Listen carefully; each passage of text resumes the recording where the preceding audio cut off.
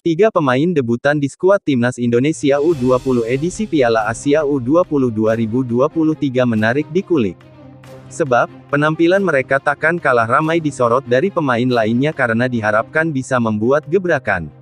Ya, Shin Tae-yong sudah memilih 23 pemain untuk masuk skuad Timnas Indonesia U20 di Piala Asia U20 2023. Mereka siap tempur dalam ajang yang akan berlangsung di Uzbekistan pada 1-18 Maret tahun 2023 itu. Dari daftar skuad itu, ada 3 pemain yang berstatus pemain debutan di Timnas Indonesia U20. Siapa saja mereka? Berikut 3 pemain debutan di skuad Timnas Indonesia U20 edisi Piala Asia U20 2023. 3. Reza Aditya. Salah satu pemain debutan di skuad Timnas Indonesia U20 edisi Piala Asia U20 2023 adalah Reza Aditya. Dia sukses tampil apik selama membela Timnas Indonesia U20 di turnamen mini internasional. Di ajang itu, Reza Aditya bahkan bisa menyumbangkan 1 gol. Golnya tercipta di laga kontra Fiji U20. Berkat golnya, Garuda Nusantara menang dengan skor 4-0 kala itu. Kinerja ciamik Reza Aditya itu pun sukses merebut perhatian Shin Tae-yong hingga membuatnya mendapatkan kesempatan tampil di kompetisi resmi bersama Timnas Indonesia U20 untuk pertama kalinya. Dia pun bisa menggantikan peran Marcelino Ferdinand yang dipastikan absen.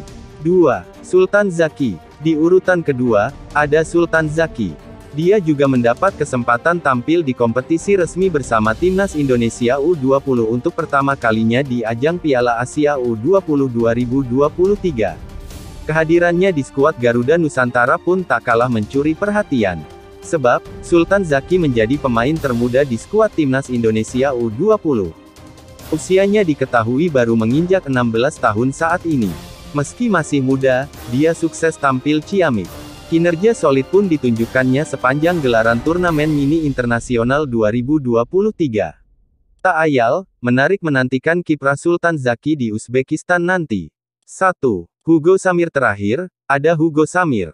Pemain keturunan Indonesia Brasil ini paling mencuri perhatian di skuad Timnas Indonesia U20.